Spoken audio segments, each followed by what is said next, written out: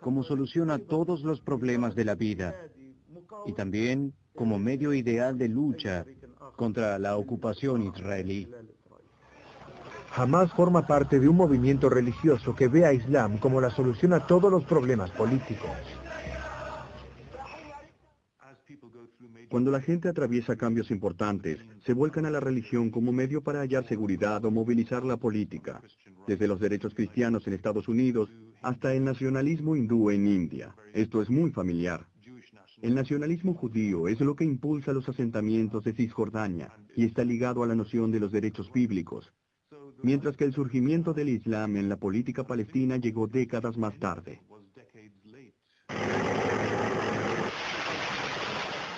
La situación de Medio Oriente cambia drásticamente cuando Saddam Hussein de Irak invade Kuwait en 1990. Los países árabes antes hostiles a Occidente se unen a las fuerzas de coalición occidentales para vencer a Irak. Pensé que había una oportunidad, dado que habíamos vencido al rechazo árabe en el Golfo y nos habíamos hecho cargo de la gran amenaza que representaba Irak para Israel en esa época.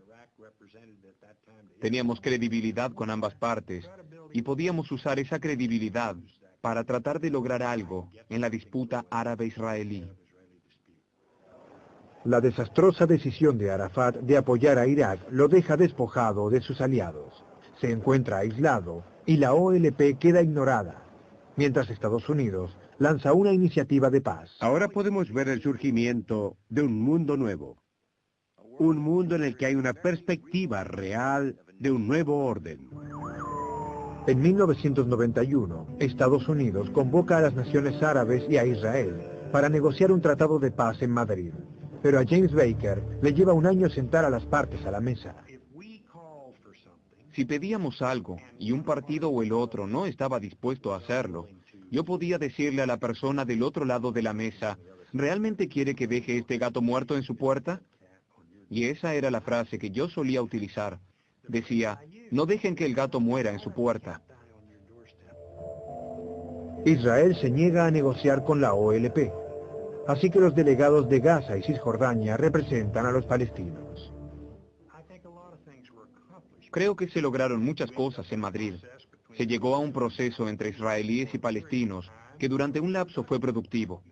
La única manera de resolver el problema era a través de un diálogo político. No habría una solución militar.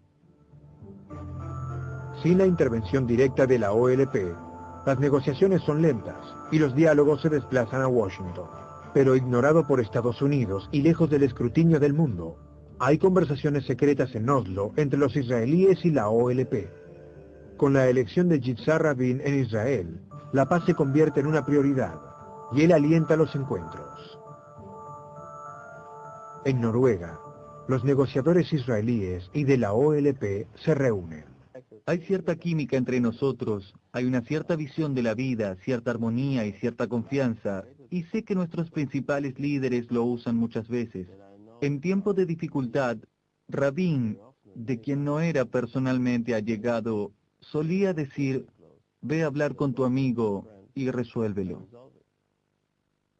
Todas las reuniones con los representantes israelíes eran como cualquier negociación acerca de un conflicto dificultoso, pero creo que la intención era, en todas las reuniones, llegar a un acuerdo acerca de los hechos en discusión.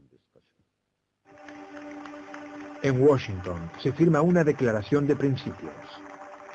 Esto prepara el terreno para el comienzo de una Palestina autogobernada y la retirada de Israel de los territorios ocupados.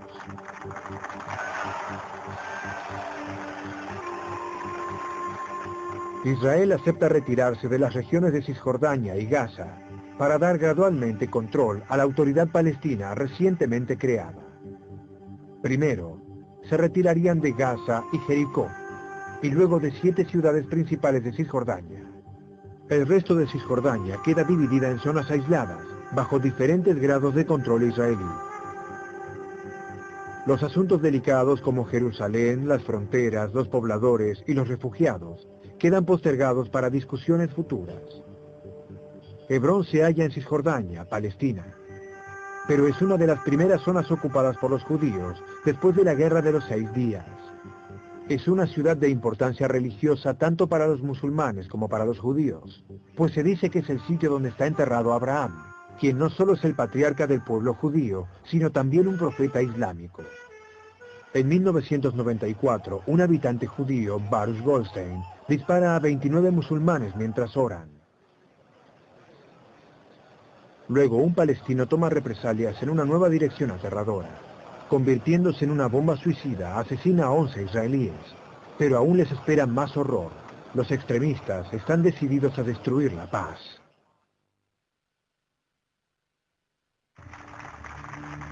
Solo 2 años después de iniciado, el proceso de paz es interrumpido en pleno desarrollo. Si me preguntan cuál fue el incidente violento que desbarató Oslo más que ningún otro, yo diría que fue un solo disparo. Fue la bala disparada en noviembre de 1995 y que dio muerte al primer ministro israelí Yitzhak Rabin, porque esa bala, disparada por un extremista judío, un israelí del ala derecha, destruyó al hombre que más que ningún otro les daba a los israelíes la confianza en el proceso de paz. Al igual que a Anwar Sadat, la búsqueda de paz de Yitzhak Rabin le costó su vida.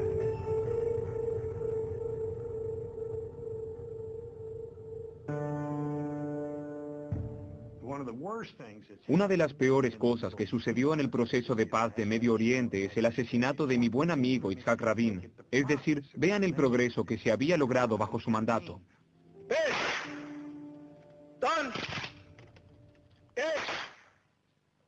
Durante varios meses, su sucesor, Shimon Peres, lucha para completar el legado de Rabin y mantener vivo el espíritu del Acuerdo de Oslo.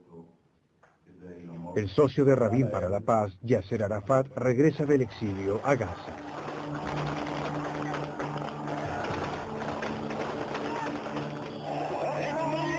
Es electo presidente de la nueva autoridad palestina en 1996 y siguiendo los acuerdos de Oslo, comienza a desarrollar una infraestructura de Estado.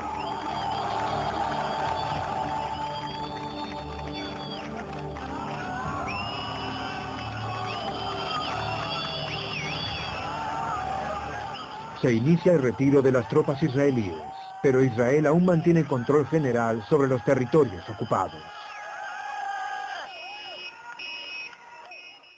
Israel siguió controlando la entrada y salida de todos los bienes, en otras palabras, el acceso al mundo exterior, todo el comercio. También controlaba todo el trabajo de la tierra fuera de las fronteras municipales de las ciudades y poblados palestinos. Seguía controlando el uso de agua y la distribución, según la cual un judío tenía un promedio de 4 veces más que un palestino.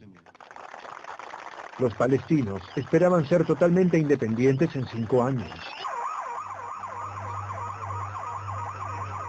Pero los extremistas no están dispuestos a que continúe el proceso de paz y se lleva a cabo una campaña para desestabilizar al país. Israel sufre una ola de ataques contra civiles. Donde quiera que estén, los israelíes ya no se sienten seguros. Los israelíes ya habían tenido suficiente y en pocos meses eligen a un hombre de derecha, Benjamin Netanyahu, quien les promete la paz con seguridad. Lo que haré como primer ministro es algo responsable, con el respaldo de la ley, para detener y anular los peligros que emanan de este acuerdo con la OLP. Netanyahu se opone al acuerdo de Oslo y demora su implementación. En un retroceso de lo acordado, comienzan a aparecer edificios en las tierras ocupadas. El número de pobladores se duplica a 200.000 en 10 años. Se detiene la retirada de las tropas. La vida se hace aún más difícil para muchos palestinos. El pueblo palestino estaba económica y psicológicamente devastado.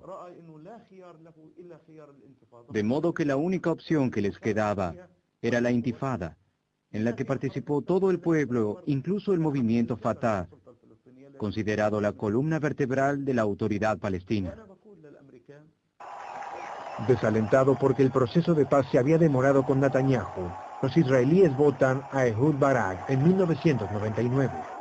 Su misión es clara: